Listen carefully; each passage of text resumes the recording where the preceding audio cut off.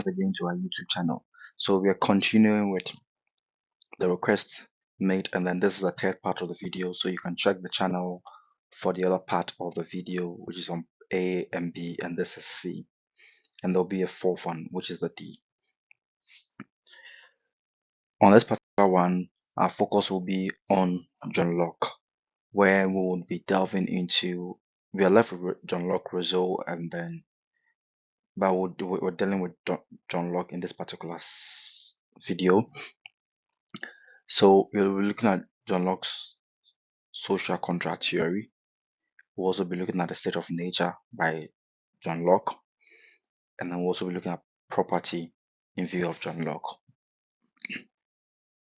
John Locke, and as I said, to be able to appreciate these particular scholars, what you have to do is that you have to situate it within the social milieu in which they find themselves in, what actually influenced them, what happened within the era they find themselves in, to be able to understand their perspective, their writings, and what influenced them in terms of what they wrote or what they were thinking within this particular era. John Locke, who was born in 1632 and then died in 1704. He's an English, born in England, and then he's known to be the father of liberalism because of his ideas on rights, liberty, and then government by consent. And the one thing about his early life is that he was educated in Oxford University, where he studied philosophy, medicine, and then science. But one thing that you have to take note of, that he was deeply influenced by the scientific revolution, especially the work of Sir Isaac Newton, who which taught him to value reason and then evidence. That will tell you how come he wrote some of the things that he wrote, and then the perspective. He found himself in the era of the Glorious Revolution, which was in 1688. This was an era where it was unstable. There were civil war, the execution of King Charles I, and then the debate over the rule of the monarchy. So in 1688, the Parliament of England, which is the Westminster, invited William of Orange and his wife Mary to replace King James II, in which became known as the Glorious Revolution. It was glorious because the change of the rulers happened with little bloodshed compared to earlier wars. Yeah, and it marked the beginning of constitutional monarchy. It marked the beginning of constitutional monarchy in England, where there were rules that actually stipulates the monarch's limits and then where its powers are up to.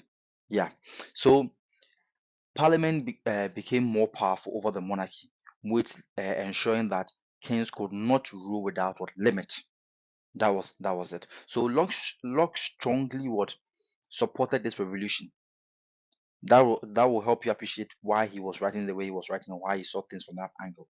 So Locke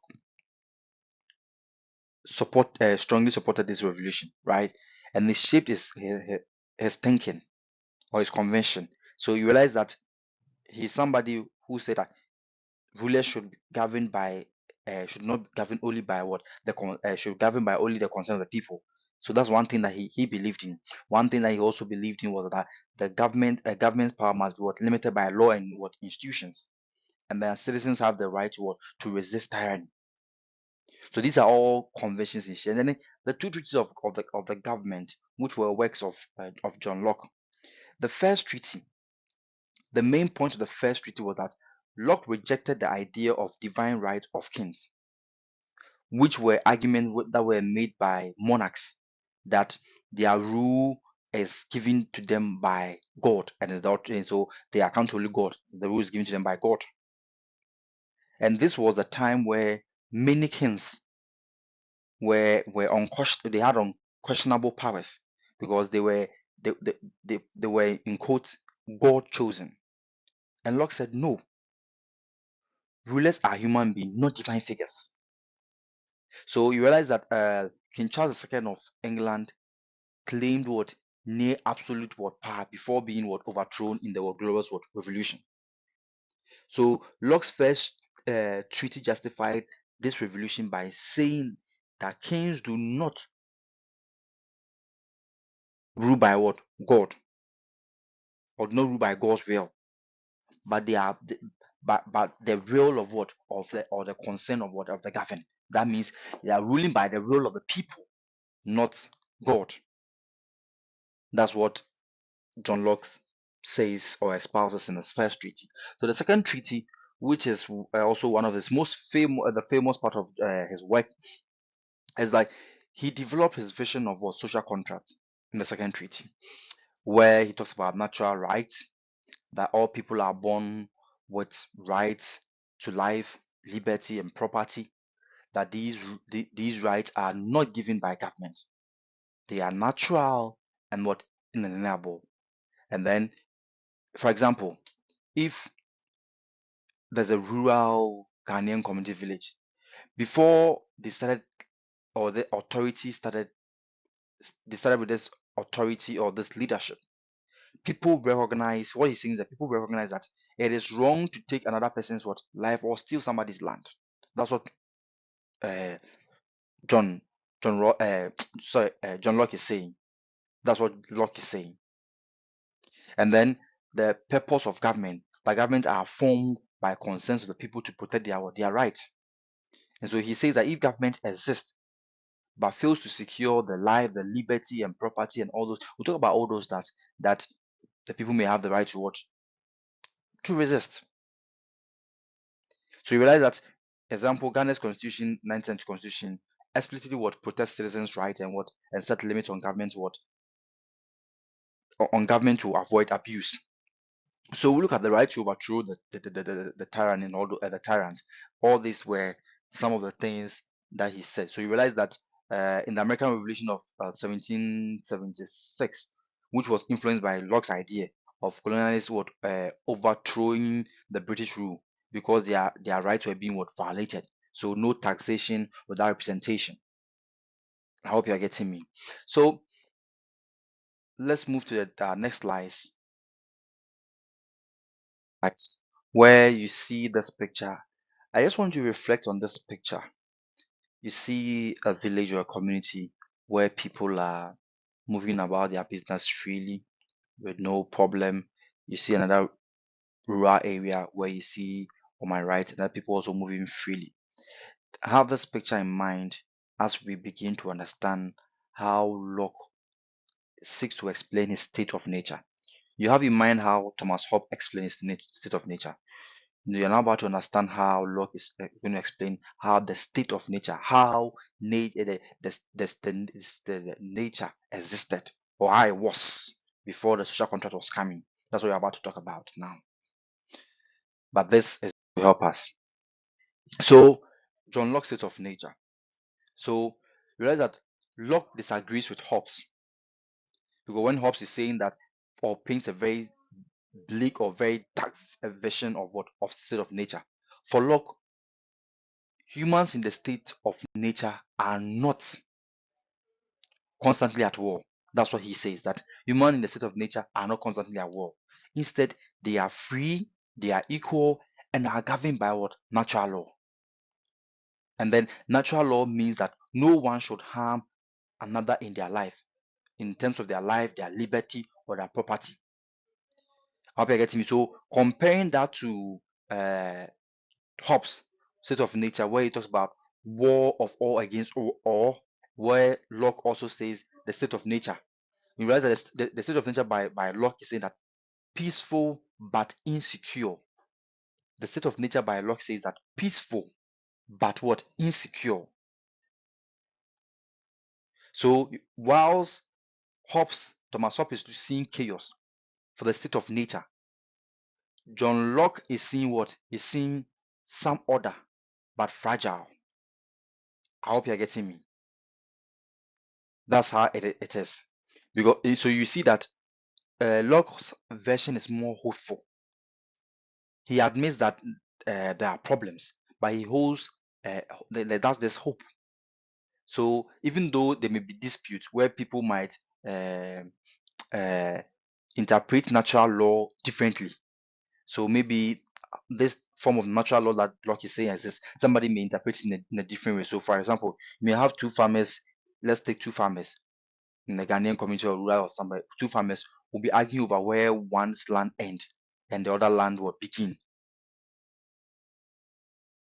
because both of them thinks they are right, that okay, fine, this land to this portion is mine. This person says no, no, no, no, where the red boundary was, where the red tree is, where the maybe mahogany tree starts is where mine is. No, no, no, no, no, mine goes beyond that. So that's what Locke refers to, that it is what it is hopeful, that he expressed what a hopeful nature of the state of nature, but he admits that they are what they had problems. The problems are what you are talking about, disputes. And I've given an example of that. That no impartial what judge, as in this people judge in their own favor. So these are some of the problems that he's saying that, for example, if a thief what uh, or theft occurs in a village without police, the victim may be punished, the suspect too may be harshly, or it may be in a different way. It may not even be the victim and all those things. So these are some of the things that John Locke what points out for us to what to look at, because he speaks of the fact that there is no natural authority. So without court or a government, there is no agreed what institutions what to enforce fairness, which is to make what this is to make that right we are talking about, the life, the liberty, the property that we are talking about. So these are some of the problems he identified.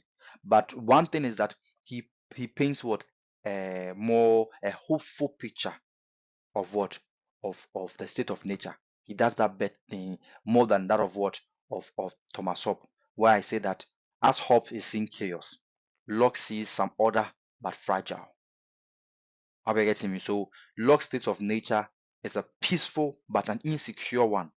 And I've shown you what he means by the insecure, some of the problems that he brings about in the state of nature. The state of nature is peaceful but insecure. Whilst Thomas Hobbes is saying that war of all against what? All. Then, since we now understand his state of nature that he described, what is the social contract that he's not talking about? So if that is the state of nature he's describing, that this is what is happening, this is the state of the nature. So this is the reason why maybe this, because people are the system is okay but they are insecure.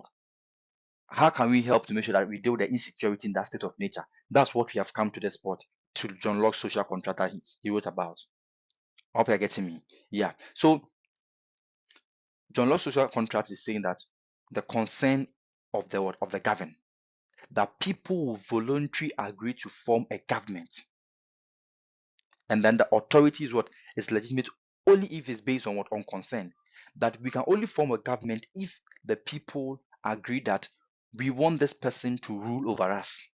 So he refers to his government as when people have actually agreed, they've consent. So you realize that in 1992, when Ghanaians went to the polls, they wanted to vote for yes or no for a referendum, where the citizens were to vote if they're going to accept that constitution that give the legitimacy to what, to the democratic what, institution. And when Ghanaians went to the polls, they voted what, yes. So the constitution you see here, which is the 1990 constitution that you see top hand, is a constitution for the Republic of Ghana, where people went to consent before this became law. That means now they've accepted that this is what is going to what govern our democratic what institutions. So that is what this is the social contract he's talking about. So this particular document with the 1990 constitution is the social contract for Ghanaians. Likewise, you realize that every country may have its own what social what contract with its people. And he talks about limited government, that government is not absolute. Unlike Thomas Hobbes talks about the fact that it is absolute, Locke says it is not absolute. It is limited to what, in protecting people's natural rights, as in life, liberty, and property. So you realize that the same constitution we have here, which is the Ghana's constitution, what guarantees personal freedom and what property rights for its people, and is written in the constitution. And then John Locke was of the view that the people, in terms of the social contract, have the right to resist or revolt. So he says that if the government violates trust or become a tyrant or tyrannical, citizens have the right to resist. So we refer to the American Revolution of the 1770s when they were being colonized by the Britain. So we realized that when the British ruled them for a while, and then they felt their rights were being violated, where they introduced no taxation without representation, that they are being taxed, and then in terms of legislation, none of their people are being represented there. So they rose up, they resisted. That's what we are talking about.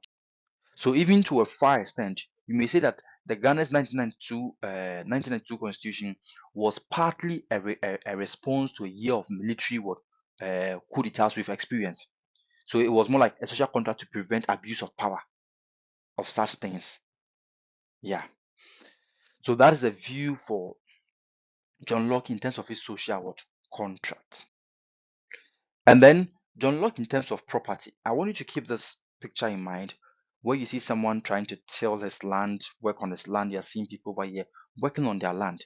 We're going to use these pictures that we are seeing here as a guide to let us understand what John Locke sees or envisions in terms of when he talks about property. So the first thing I want to say is that how property began. How so in Locke's view, he says that the earth and its like resources are given to all human beings in common. But he believes that the individual can take part of it as their own when they mix their labor with it. So what the picture you saw earlier, you saw people mixing, that's when we're mixing their labor with it. They are working on the land, they're tilling their land for themselves. Yeah. So for example, if you clear a bush and plant maize, you've added what? Your labor. So the maize and the land you cultivate become what? Your property. As you see somebody here working on the land. So if he decides to clear the land, plant something, what Locke is saying that that land becomes what? Become yours what? Is mixed with what? Your labor. So in his view, labor is what? Is the foundation of what? Of property. Even though he talks about property, he puts it that there's a natural limit, which he refers to as what? Enough and as good. Enough and as good. Enough and as good. So Locke argues that you can only what? Appropriate land or resources if you have what? If you live as in enough and as good for your others. So what I'm trying to say, enough and as good, means this. It means that you cannot take everything and leave others starving or landless. That's not what John Locke is talking about. So please understand it very well. The fact that he's saying own property does not mean you have everything. No. So if one farmer fence off all the village water source, others will suffer. So Locke is saying that that is unjust. That it will not be fair that one person will divert the entire village river source to his farm. What about other people who are also farming? That part is what Locke refers as unfair. He said enough and as good. So he's not advocating for property to take all. One person should take all. No. Because he's saying people can own property, but not in a way that deprives others of what? Of their fair share. Understand that.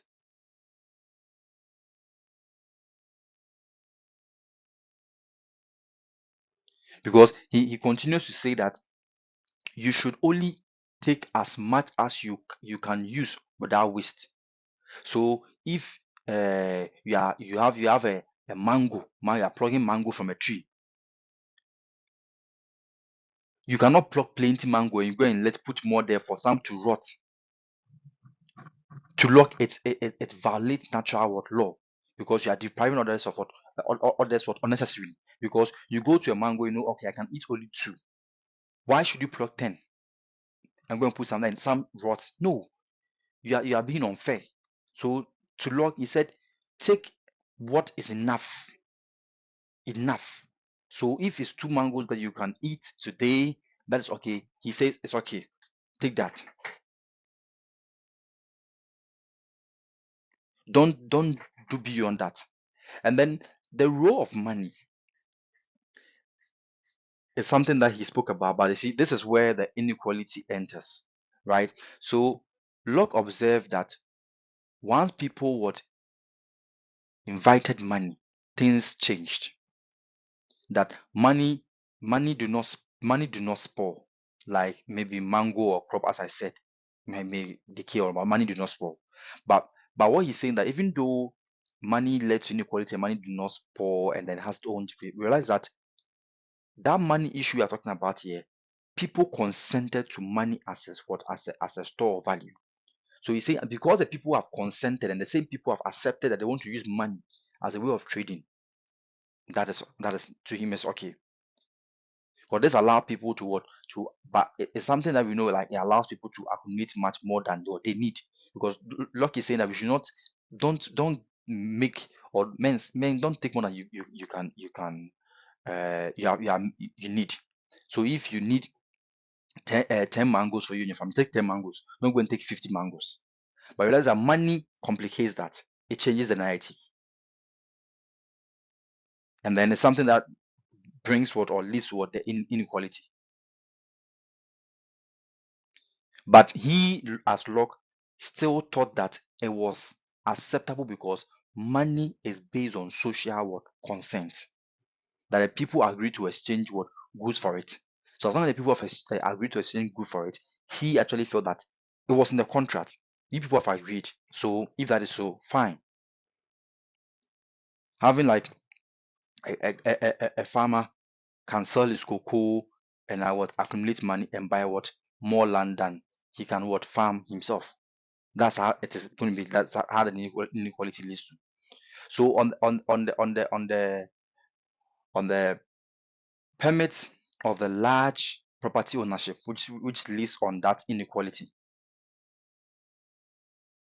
I'll be getting, but if only it comes through fair with exchange.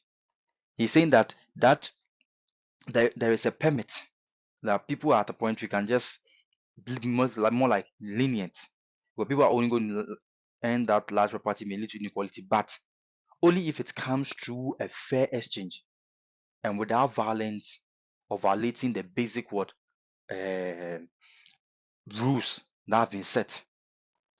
Because he felt that as a violation of the basic what, proviso of what, of living. So enough and as good for others. Yeah.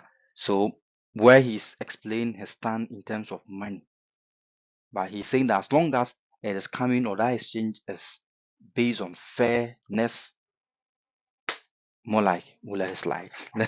So government duty in terms of the social contract, the property, government duty in terms of property, sorry, the property. He says that there are many purposes of government, and then one main purpose of government is to protect what, property, the life, the liberty, and then the estate, the property. So the law, court, and police exist to ensure that people have people have worked for, or what people have worked for. So those, they don't lose it to theft, violence, or abuse of power. I hope you're getting me. So somebody may ask me, so did Locke say you can own property but not too much? I'll tell you that not exactly.